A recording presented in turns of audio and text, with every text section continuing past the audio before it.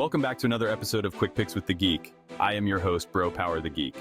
All right, next up, we've got a welterweight clash between Max Griffin and Michael Chiesa. If you're here for fireworks, you might want to grab a snack and wait for the next fight. But hey, we're breaking it down anyway, so let's dive into this matchup. Max Griffin. Let's start with Max Payne Griffin, the minus 150 favorite coming in with a record of 20-10. Max is one of those fighters who feels like he's perpetually on the edge of breaking through but just can't seem to string together the performances to make it happen. His striking is solid, clean, technical, and capable of doing some real damage when he's on point. He also has decent grappling, though it's not exactly the kind that keeps opponents awake at night. The problem with Max is consistency. One fight, he looks like a future contender, piecing up guys like Carlos Condit and Tim Means. The next, he's dropping split decisions to fighters who aren't exactly lighting up the rankings. He's like that one friend who's great at trivia but can't remember where they parked their car. Brilliant in spots but frustratingly unreliable.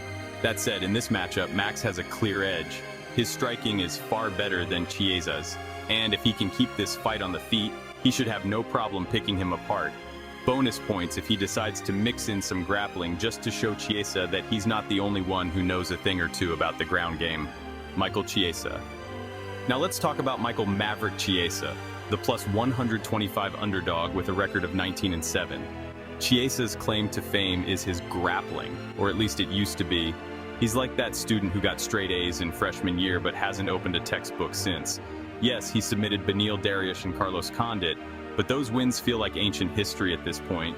Chiesa's striking, well, let's just say it's not winning any awards. He's awkward on the feet, hesitant, and often looks like he's trying to solve a Rubik's Cube while throwing punches.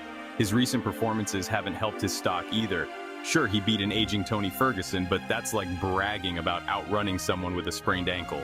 And before that, 3 straight losses, including getting schooled by Vicente Luque and Sean Brady. To Chiesa's credit, he's durable and gritty, and his grappling can still pose problems for the right opponent. The question is whether Max Griffin is that opponent. Spoiler alert, probably not. So, who wins? This fight feels like a mid-tier welterweight clash where the winner gets, well, not much. Both guys are solid, but far from spectacular, and this matchup is likely to come down to who executes their game plan better. For Chiesa, his path to victory is obvious. Get this fight to the ground, control Max, and try to lock up a submission or grind out a decision. The problem is that his takedowns aren't exactly Khabib level, and Max has decent enough grappling to keep himself out of danger. For Max, the plan is simple. Keep it standing and let the fists fly. His striking is light years ahead of Chiesa's, and if he can stay off his back, this should be his fight to lose. Official pick, Max Griffin.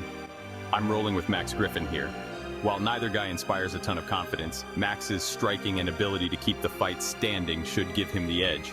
Chiesa's grappling is always a threat, but I don't think it's sharp enough at this stage of his career to give Max serious problems. Max by decision feels like the safest bet here. I wouldn't be shocked if he surprises everyone with some sneaky grappling of his own, because why not? But more likely we're in for 15 minutes of Max landing cleaner shots while Chiesa tries to figure out how to close the distance. If you enjoyed this, go ahead and smash that like button. If you haven't subscribed yet, what are you waiting for? Hit that subscribe button and turn on notifications so you don't miss a beat when the next video drops. And don't be shy. Leave a comment below and let me know who you got winning this fight. Let's see who really has the crystal ball around here. Until next time.